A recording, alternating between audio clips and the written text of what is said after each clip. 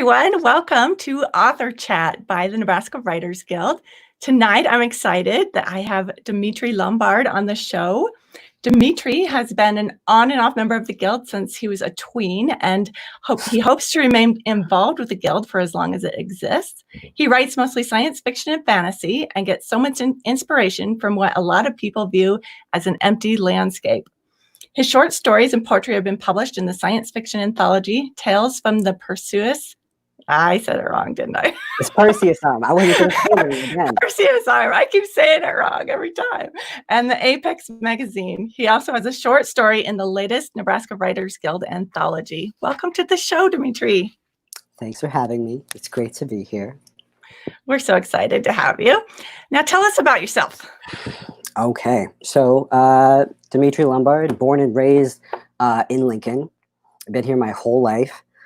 As far as writing goes, you covered it a bit. I write mostly science fiction, fantasy, speculative stuff, usually with more of a literary, psychological bent. And I also write a lot of high fantasy with intense world building and a focus on LGBT characters. And I studied ancient history, classics, religious studies, mostly like ancient Greece and Rome with a minor in Latin. So then, of course, I went on to work in software. And that gave me a lot of mental free time to write and keep writing over the past all of the years. Awesome. That sounds fascinating. So where do you get the ideas that you get for writing? A lot of my ideas come from a combination of two things. One is obviously having studied history and looking back and studying ancient Greece and Rome and the theater and the dramas that have survived to this day, and seeing the commonalities with everything that still exists today in literature everywhere and how everything is still being adapted. It's a matter of recognizing and embracing those tropes. And I'm also driven a lot to write about my experience as a transgender person and as someone who has dealt with a lot of mental illness, and to be able to kind of communicate that experience through kind of fantastical lens in a way that makes it easy for other people to understand. Oh, fascinating. So how do you think it colors your writing? Oh, man. I think that being trans specifically, it necessitates that you examine so much about your experience as a person, everything from how your voice sounds to like how people just look at you in the street. Like every single person, it's a matter of how does this person perceive me? How do I perceive and experience my own body? And there are even aspects of going with the science fiction and the fantasy and the darker stuff, elements of the body horror almost, with the physical transitioning involved. Like I have to give myself injections for hormone replacement therapy, and I'm terrified of needles. Oh no. So that's like on a weekly basis, something where you have to go and you have to interact with your fear in a very unique way. And I think a lot of writing is about interacting with fear. Interesting. So how long have you been writing? The obvious answer, I think, for a lot of people who come on here is forever. Actually, have a fun anecdote. I was talking to my mom the other day on the phone, who reminded me of something that I did when I was young, which in hindsight seems very pretentious. But I was too young to know what pretentious was, so I did it, which was we had like spelling bees where they give you a word and then you have to like write the word and use it in a sentence. And what I did as a kid in whatever itty-bitty grade was I would take these sentences and I would make them into a full short story. Nice. On my test, which gives you an idea of about how long I've been writing for. I love it. That is awesome. So what kinds of things do you write about when you write your fantasy and science fiction? What kinds of things do you put in there?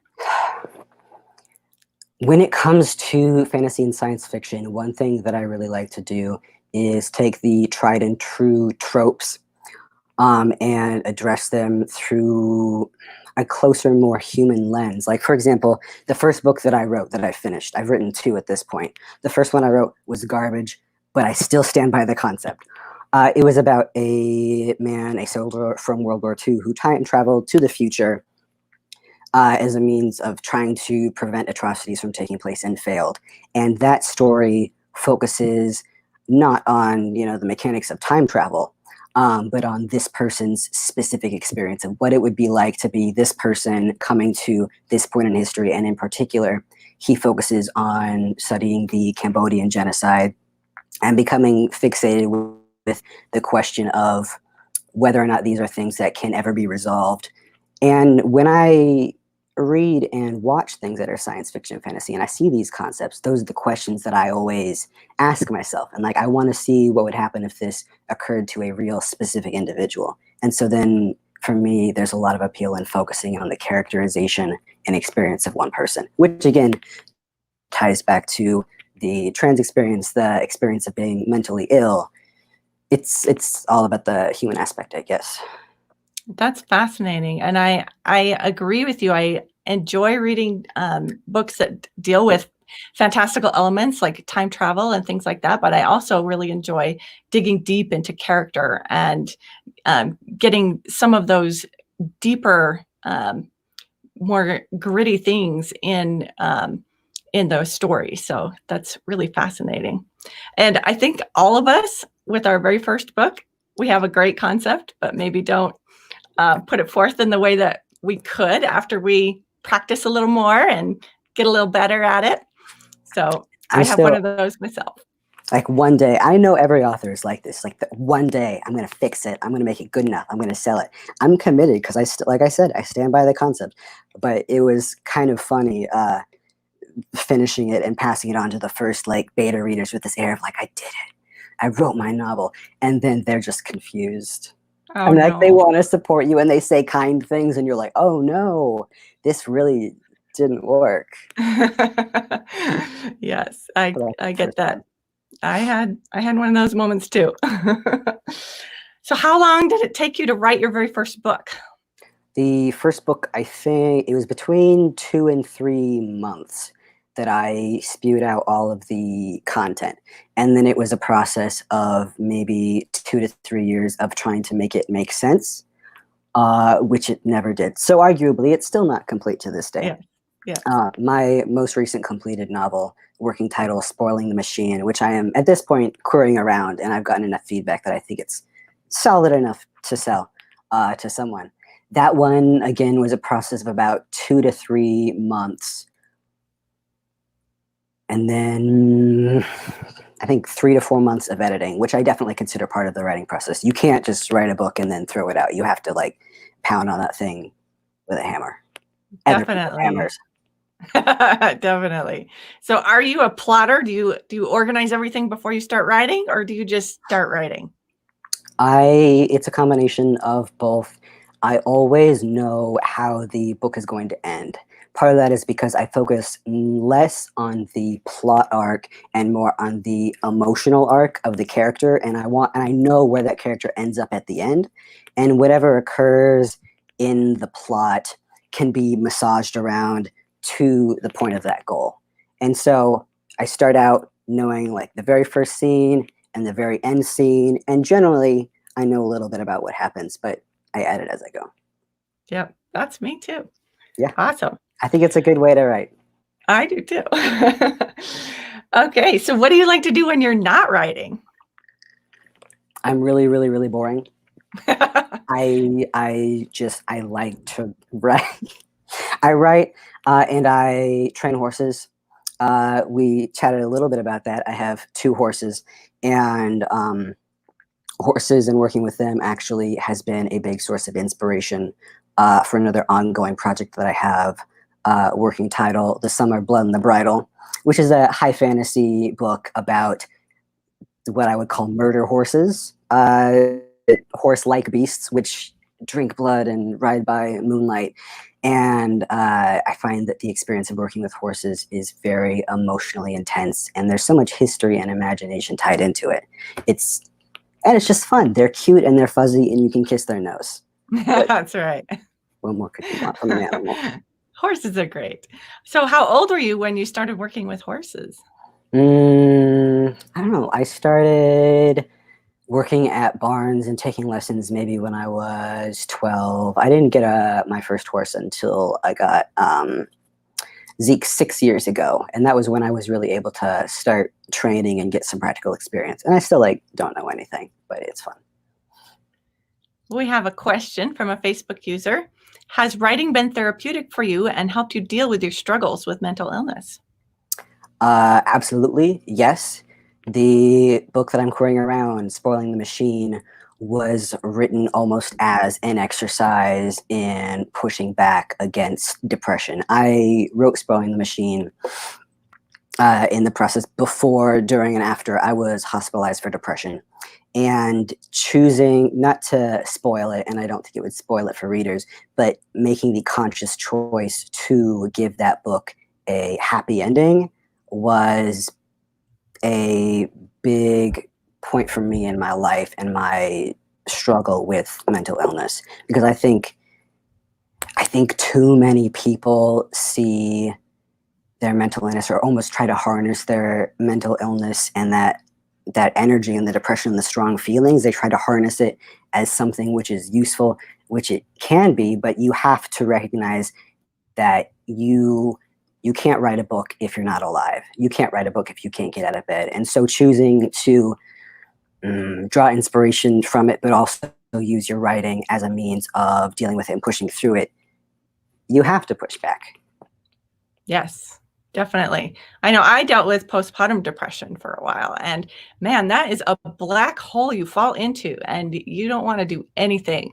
I think a lot of people can totally relate to that in their lives, that a lot of people have at one point or another struggled with that in their lives. Yeah, So I don't know many people who haven't, honestly. yes, it touches many, many lives. And if you personally haven't, then you know someone or many people who have. Mm-hmm. All right, so you said you have 2 books done, and you're shopping for an agent, or you're thinking about self-publishing? I don't know. Spoiling the Machine is a little genre tricky, but I think as soon as I find the right agent, get into the right person's hands, I think it could be commercially viable. And while that, I'm actively in the process of querying. I've sent out maybe 20 some queries at this point, and will continue to push forward. And meanwhile, I'm gonna take a dig into more arguably commercial stuff, something that's a little less envelope pushy, because if I can go through the process of meeting with and working with an agent directly, I feel like that would be a fantastic and symbiotic experience, because like I mentioned with word count before, I just write all the time, and it would be great for an agent for them to be like, hey, Dmitri, could I have 100,000 words of a fantasy that involves dragons and a sport somewhat like Quidditch, but on dragons? And I'll be like, yeah, give me 4 months. Awesome. I like working really with cool. people, so. That's great. All right, we have a couple more questions. I'd love to hear about how you pitch on Twitter. I've only done a couple of the PitMad stuff and like hashtag stuff on Twitter, and haven't had any luck. I can't give many positive anecdotes there. I will say that a lot of agents, there are a lot of agents who are active on Twitter, who you can find them and you can see what they're posting. And if you look up things like the manuscript wish list, you'll see them posting like in real time, that you can see that a month ago they requested something like a buddy comedy, and having that real time input of what they're looking for, I think during the querying process can be super, super useful. Hasn't worked out for me yet, but I think any author looking for an agent should definitely check that out. That's really good advice. Yeah, I didn't even know that, so I wouldn't have been able to give that advice. Well, good thing I came on here. I'm so glad. All right, we have another question. How are you figuring out who to send queries to? Do you have a website you go to, or how do you do that? All right, so what I do, there's a combination, there's so many resources. The Twitter manuscript wish list site, you can go on there and you can sort by genre, and you can go and you can collect names. And there's the manuscript wish list site, where there will be more detail about individual agents. There's also stuff like Writers Digest. They have I think they still put out a book and have a website where they'll post listings of agents, do interviews with agents, who's looking for what. And then what I do with that is I just write down the name of every single agent who is even possibly looking at representing the genre that I write in, and I make that list. And then I go through and, toss out anyone that seems like a bad fit, or put them aside if they aren't accepting submissions at the moment. And then I make a list of favorites, and then just go through their Twitter page. If they have something on the something like writers, marketplace, publishers marketplace, something like that, any interviews they've done, and then make the list of everything that makes you think that they want your book. And then from there, you have your list of maybe 20 people, which is a good starting place. That's what I've done. But I haven't sold anything, so obviously your mileage may vary, and don't take my advice. That could all be very wrong and bad. Oh, no, it's what you said is exactly what I've heard everybody else say. So perfect advice for them. Good to be part of the pack. Yes. We have another question. What's your favorite type of character to write? I like sarcastic people. Me too. I like people who keep a lot on the inside and who display most of their characterization through their actions and their dialogue. And I especially love to write them unfold as the story progresses. Someone who, back to the mental illness, someone who is like suffering from depression and maybe suffering symptoms, and is maybe has like kind of a biting character, has the one-liners, and then gradually by the end of the book, as they open up and heal, maybe, then you get to have the warm fuzzy moments where they aren't quite as snarky, because people love that, and I love it. Who wouldn't? I love it too. Yeah, definitely love it. All right. Someone would like to know, have you pitched at the Nebraska Writers Guild conference? I did once. I think it was 3 years ago. And when I pitched to 3 people. One of them asked for the full manuscript, and another asked for pages, which is like as good a result as you can ask for. Nothing came of either of those. But it was a really good experience. I would 100% recommend that anyone try it, even if you think there's no hope, just because the practice is fantastic. And also, pitching in person and it helps you to come up with what you need that will go in your query letter or would be in your Twitter pitch. It's all the same words, and the more that you say them and the more that you explain your book to people, again, the easier it's going to be to summarize and then sell it. I say not having sold anything. So again, grain of salt. Yeah, no, that's great advice. And I totally agree with you. If you've never pitched before, just get up the gumption and do it, because it is a great experience. And all of the agents that I pitched to have been like so sweet. I remember I walked in and I was like, I don't know what I'm doing. And they're like, hey, you know what? Just think of it as practice. Exactly. And they're there for the same reason you are, which is they're trying to get a book and you're trying to sell a book and you're just hoping that you guys connect. And if you don't, it's no big deal. It's just, business. Yep. Just a conversation. So yeah. We have another question from Emily. How do you stay motivated to keep writing consistently? What's your writing process like? I'm a bad person to ask because I don't have problems with motivation, because I really, really like what I'm writing. I love to share my writing with other people. I'm just intrinsically motivated to do it. The other day online, I posted some of my hacks. Actually, let me see if I can pull it up really quick. Actually, no, this is really useful. So I mentioned training horses, and I have drawn a lot of my ability to motivate myself and to view my work by training horses. Like, one example is you have a horse, you have it in the round pen. I'm sorry if I like to send it to a horse vernacular. You have it in a pen, and you start hitting it with a stick. The horse doesn't know what you're trying to tell them to do. They're just like, well, this sucks and I don't like it. As opposed to if you use methods like I use clicker training, but instead you give them directions on what to do. That's how you should treat yourself and your writing. Instead of fixating on things that are like, oh, I'm no good at this. Focus on what are these specific things that I can break this down into. Is it that I just need to like put aside grammar and vocab for a second and just write the meat of the action? Do I need to just write some dialogue? You need to find what you can use to make yourself feel good, because when you feel good, when you feel motivated, when you reward yourself instead of punishing yourself, then the writer's block disappears because you're having fun. And I think not enough writers allow themselves to have fun. That is fantastic advice. Me and the writing gals, we call those scenes that you really want to do, those candy bar scenes. Those are the scenes you just can't wait to get to. Sometimes you need to skip ahead and just write a candy bar scene just to get into the mood and get back into the fun of your story. So great advice. All right, we have a couple more questions. Apparently, my friends actually showed up. Thanks, guys. It's That's great. Thank you for coming. Laura asks, do you have any advice about how to manage pacing? Your writing always has such strong forward momentum. That actually ties in super well to what we were just saying, which is those candy bar scenes, the scenes that you want to write. Those are what people want to read. They don't want to read about like so-and-so walked down the block and then they had to go to the store to pick up some eggs because they were making a quiche for something that's plot relevant later. If you don't care, the reader doesn't care, leave it out. You will be shocked at the amount of stuff that you can leave out.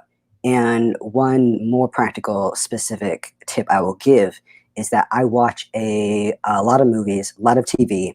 Pay attention to the stuff that they leave out. Pay attention to the scenes that they skip.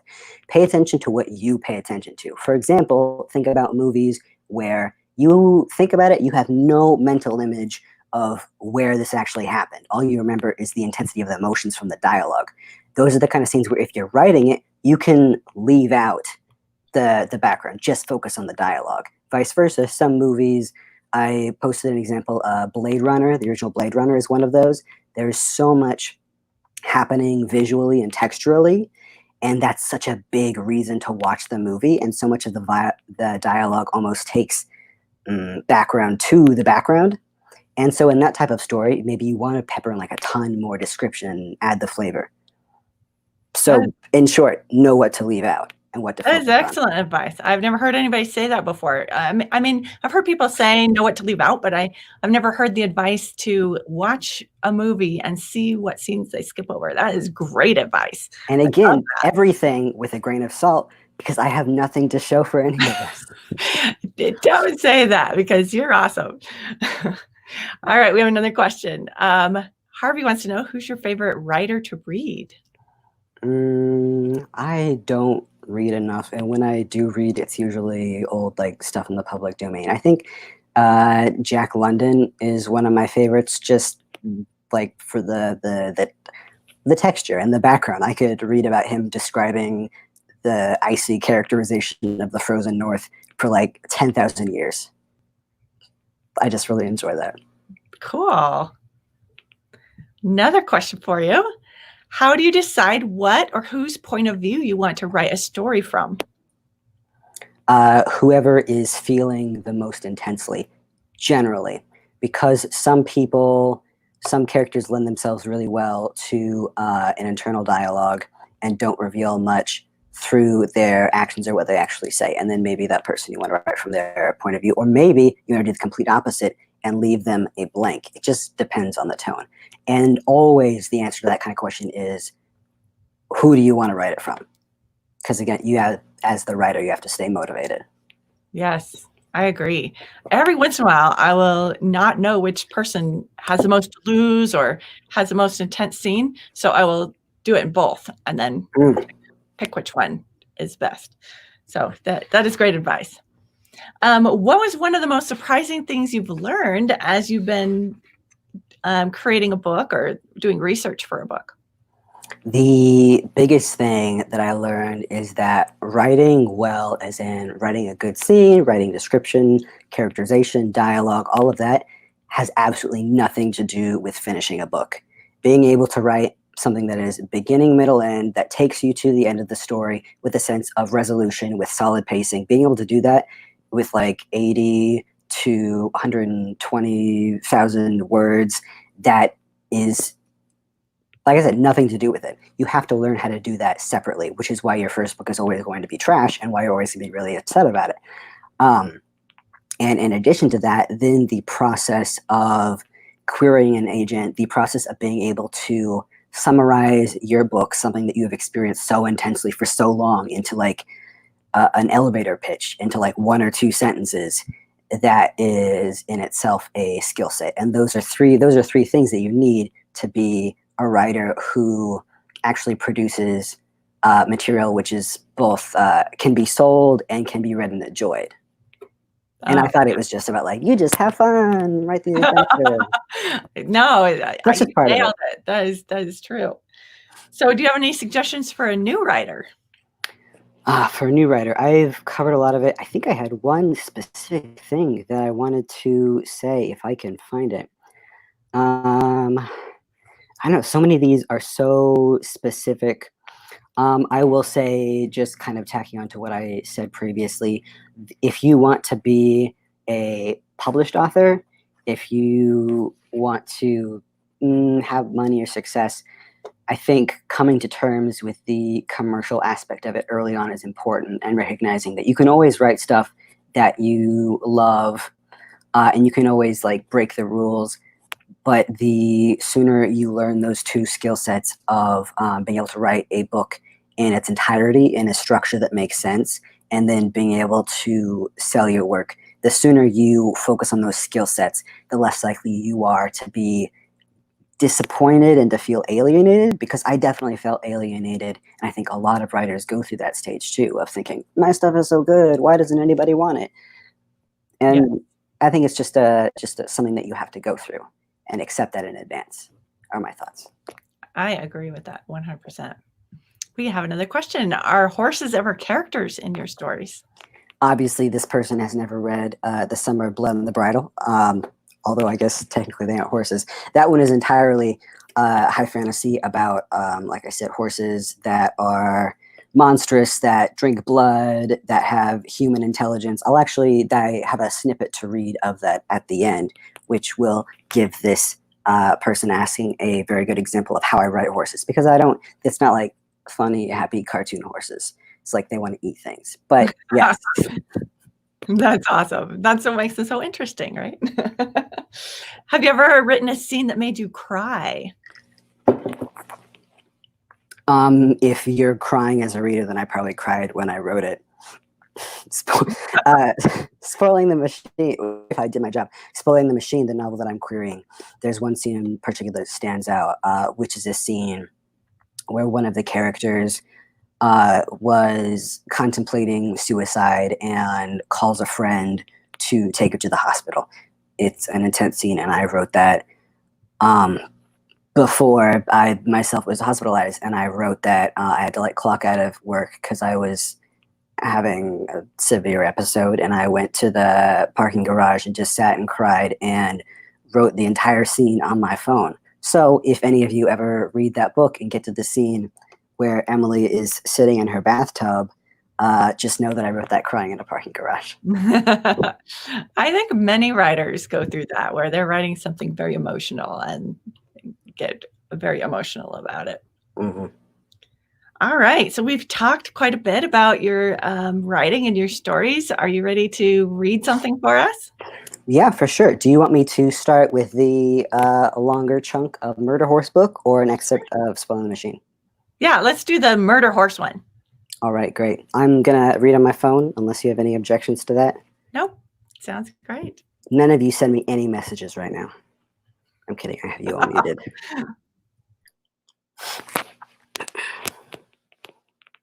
Okay, this is an excerpt from The Summer of Blood and the Bridle. I was in the north again. I could tell from the bite of cold in the air. This half of the world was still trying to escape the winter. I remembered mornings like these. I remembered being husk, being sent out to fetch water and shivering in my thin clothes as I watched mist settling in the bottom of the hills of Bluestem. But this was no frigid prairie. It was a forest. The trees around me were streaked with lichens, and they towered overhead like the ancient columns of some ageless temple. Vines hung thick from the lowest branches, and I couldn't see their tops. It was night, and if it had not been for a gap of moonlight, the choking trees would have blotted out the stars. As it was, I stood on a pocket of moss beside a perfectly round pool ringed by the black trees, and above me was the full moon. I didn't need the moon to tell me that this was not a dream at all. I looked into the water and was unsurprised to see not Alto, but Husk. Her hair was curling around her face like a black halo. Her eyes were sharp and suspicious, her nose freckled, and her mouth screwed up into a scowl. She touched her cheeks. She was not afraid, even when something horrible arrived on the other side of the water. It parted that black enmity of the trees opposite me. It was the narrow and brilliantly white nose of a skull thrusting out of the trees, appearing as if held aloft by invisible hands. The skull turned left, turned right, perhaps manipulated on marionette strings, and then it faced the water again, and the black pits of its eyes blinked. It was no skull. The puppeteer stepped out of the trees, and it was an animal. The animal's head hung not from strings, but from a long and slender neck, which was topped with 2 long and slender ears. The ears were thin and stout like elm leaves. The creature's whole body was slender as those ears. It seemed almost too narrow, too fragile and fawn-like to function, but the fragility was an illusion. I could see so from across the water. Its legs were slim only because its body was immense. Its emaciated, tucked belly only looked so because of the immensity of its heart girth, a chest that could have eclipsed me twice. The muscles of its shoulders betrayed great speed, even as it moved delicately, softly. Its hooves didn't so much as whisper on the mossy terrace. It was a horse, and yet not a horse. It was as if one of our placid loreheads had been mated to a great serpent. It was the kind of guise God might have put on if he wanted to walk the world as a horse, for it was unearthly in its beauty. Every sharp edge and narrow part of it was perfect. A single wrong angle would have turned it to catastrophe, but its bones and its muscles were assembled without flaw. It was, in every strand of its mane, in every twitch of its muscle, sublime in a defiance of possibility. It was a witch and an angel conspiring in the skin of a horse. Here, in this place, life lived lacking God, and it had created terrible perfection. In the moonlight, it was the color of wet copper. It painted in a single brushstroke without so much as a white foot, except for the head. Just below the ears, the face had been devoured by white. I heard my mother's words.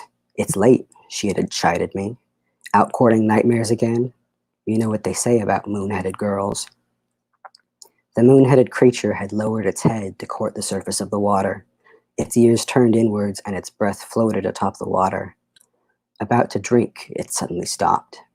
Its ears turned forward towards me, as if it too had heard the ghost of my mother's misgivings. It saw me. The soft-stepping creature turned to stone. Its black eyes, like pearled obsidian pressed into a statue, bored into me. Veins bulged along its muzzle and ran grotesquely under the skin of its face from nostril to ear. Without seeming to move, it coiled itself. Without seeming to move, it raised its head. The long rope of muscle that ran over the top of its neck furled, bulged, and rocked side to side as it drew up its shoulders. Its head dropped off of that long rope of muscle, and it audibly released its jaw. Its lips tightened and then peeled back. The insane catalog of its teeth shone pure in the moonlight.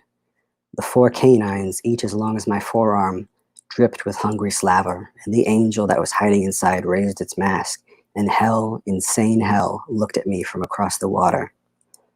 Hell was named Botma, and perhaps that was the moment it ate my heart, just as Ganon had said it would.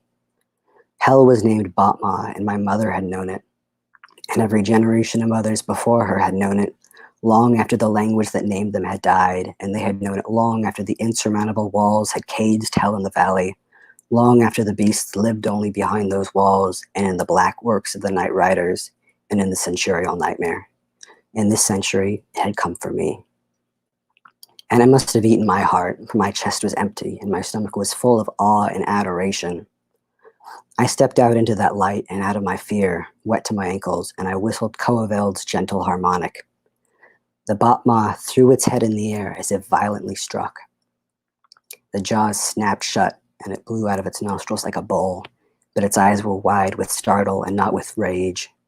As if it weren't 3 times my height and an abomination, it balked like a frightened child to the edge of the dark trees. There it stopped, and it curled around. Its hind legs were underneath its body as if to spring, but it had contorted its neck to stare back at me.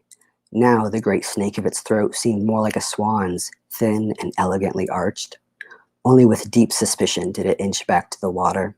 With every step, it stopped, and it flared its nostrils again. It pawed the ground until the moss was rent underfoot. I could smell the strength of hot iron coming off its nervous skin. It finally reached the edge of the water and stared at me. Our eyes met, and in those black and shining pearls, I found inhuman intelligence looking back. Recognition. It struck the surface of the water, pawing with anxiety and alien fascination, and it snapped its jaw like a restless alligator before finally succumbing, striding into the water, coming into me. Its chest was 3 times as wide as my whole body, its demonic head easily larger than my torso, and I couldn't have reached above that neckline if I had tried. Its head and neck blocked out the moon wholly overhead. But the Batma did me the courtesy of lowering his head to drop his muzzle into my cupped hands. He exhaled, and I could smell the blood on his breath. As I ran a hand up his jaw, marveling at the size and weight of his head and how easily he held it, I could feel the bumps of his ghastly teeth under the skin. He looked me over as I did him, rapidly inhaling my dream smell of curly-haired cattle and fresh-cut hay. He had never met anything quite like me, a creature whose blood he couldn't smell. That's because this is a dream, I told him, running my fingers through his wild forelock. He dismissed that with a blow of his nostrils. The hot air flooded my face. He had dreams himself, but his held only thrilling pursuits and the satisfaction of bone cracking in his jaws. This was no dream to him. It was a waking hunger, if an alien one, a hunger for my fingers cupping his evil lips and for possession of me and my curly hair. He was fascinated, bewitched. He wanted to devour the novelty of me, of my barren human skin. I'll wake up, I warned him, and I'll be gone. He objected to that with a flare of his teeth and a pin of his ears. He would come to me, he decided, with youthful arrogance. He would sate his hunger in the world of flesh. Don't be childish, I said. He was, for all his enormity and viciousness, only a colt. And I was only a girl, he noted mulishly. Who was I to compel him? How would I impose my will upon him? He was so far away, and I was too in love with him. Just as Coevel had warned, I realized, the cradle of the sea and all its salt would not hide me. Not with this witch child hell-bent on possessing my breath, my hair, my cut hay memories, and my human touch. Hungry for it? I reached out and touched the hot, twitching skin of his chest, and I could feel the enormous heart pounding in elation. And then I awoke. I was alone in the warmth of the morning sun, and I could smell the sea. I could smell the smoky lilac and vanilla that was the absence of Gannon. The bed was empty, but her hairpins were still piled on the table beside it. I ran a hand over the pillow, finding a single yellow hair. It caught the sun, and in the enormity of the morning light, almost disappeared. I cupped it in my hands, but instead of remembering the softness of Gannon's hands, all I could feel were the lips of the beast and the teeth underneath them. The warmth of the bed and the sun didn't begin to touch the spring chill of the valley, which had mortared itself into the vacancy of my heart. I looked up to see Gannon standing in the doorway, holding a tray of breakfast, oatmeal with cut peaches. Her hair was loose around her shoulders. She stared at me from across the room and read the revelations of the night on my face. She turned to stone, and love fossilized on her lips, and her eyes were dead slate gray as she set the tray down. I'll summon Coeveld, she said. That's great. I love your descriptions you have in there. Thank you. You were getting many comments about your vivid imagery and the picture you were painting with your words, and people are hungry to buy your book. So that's exciting. That's nice. Find me an agent, then you can buy them. That's right. And you have one more reading for us. I do. And this is shorter, and it is an excerpt from Spoiling the Machine, which is the one that I'm currently querying to agents. Fantastic. Crazy Eights, he suggested. The deck of cards sat on the table between him and Emily, shiny and brand new. He'd just gotten them from the gift shop on the first floor of the hospital because he'd forgotten his own at home, and the idea of sitting with nothing between them had given him an odd leap of panic. It was strange playing with new cards. The edges, unbent, were like the nearly hostile cleanliness of the hospital lines all around them. He dealt them both a hand. Emily picked hers up without much expression. She wore scrubs on top and blue pajama bottoms, the ones he had helped her pack. A wad of cotton was taped into the crook of her elbow where they had taken blood. A blanket lay over the back of her chair. She'd been wearing it around her shoulders when he showed up. Now he wanted to take the blanket and tuck it around her shoulders again. Emily always ran cold, and the hospital wasn't warm. The visitors area wasn't much, just a little nook off to the side of the main hall. It had a window with absolutely no view, a table to play cards on, and a water and ice dispenser with stacks of styrofoam cups. Emily stared mutely at her hand. She didn't seem totally out of it, but she was different. Slowed down. "What did they give you?" he asked. She had to think about it for a moment. "Hydroxyzine," she recalled eventually. "It's an antihistamine, I think." Whatever the hydroxyzine was supposed to do, it wasn't heavy sedation. It put only a slight heartbeat of a delay in everything she said or did. But he noticed. "What do you even do in here?" he wondered aloud. "At the ward? Sleep, mostly?" She put down an 8. Hearts. "Anything interesting happen? Anyone get in trouble for sneaking in contraband shoelaces?" They'd made him remove his. He'd hoped she'd laugh, but she barely seemed to notice he was being glib. "No, nothing interesting." They played for a few minutes in silence. After a while, she said, "The doctor put me on a new med. I'll probably be able to leave in a day or two. They're just watching for side effects." She looked so small to him in those blue scrubs, small and cold. "Do you think you're okay to leave?" she asked. She smiled an automatic smile, faint, delayed by a heartbeat. "I want to go home," she said. "I don't think it helps, being here." Something flickered in her eyes, something she blinked rapidly away. She put down her cards and looked out the window. "I'm sorry. I don't really want to play." "You don't have to," he said. "What would you rather do?" She chewed on her lower lip.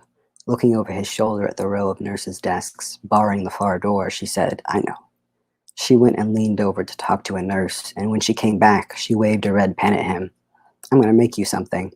She sat back down, pulled one of the discarded playing cards towards her, and began to doodle. This might take a while. It was 2 more days until they released her from the hospital. When she came out into the sunlight, spreading her fingers in the warmth with an even warmer smile, you could almost believe she was going to be okay. "This is for you," she'd said, returning the pack to him over the first takeout meal of freedom. And as she stole his french fries, he'd started to shuffle the cards, all of them covered in the clouds she'd seen outside of her window, drawn in red pen. He'd smiled. He was still shuffling them years later in a cramped antique store, smelling dust and the faint, acrid notes of the burnt alleyway. I love it. So good. Oh, so if anybody wants to follow you on social media, where can they do that? Right now, Dmitri Bard, at Dmitri Bard on Twitter is the best place. There are a couple of you who also know where to find me, but let's leave that off. And if anybody wants to reach out about anything writing related, if anybody wants to collaborate, do a book club, anything, dmitribard@gmail.com. It's the same as my name. You just take out the LOM, dmitribard@gmail. Yeah, that's essentially it. Fantastic. Oh, and everyone who wants to read a snippet of something similar to the Murder Horse book that I just read an excerpt of, my short story in the Nebraska Writers Guild anthology, which is available now, the short story is written essentially in the same vein. It's practically an excerpt itself. So that's the place to check my stuff out. Wonderful. Well, thank you so much, Dmitri, for coming on the show with us.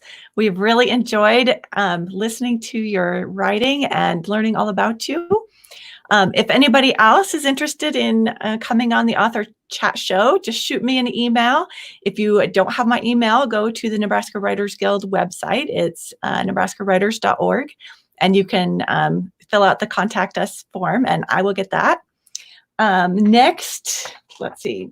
We have a special show coming up on Saturday to accommodate one of our Nebraska Writers Guild members who live in the UK. So it'll be noon Central Time on Saturday.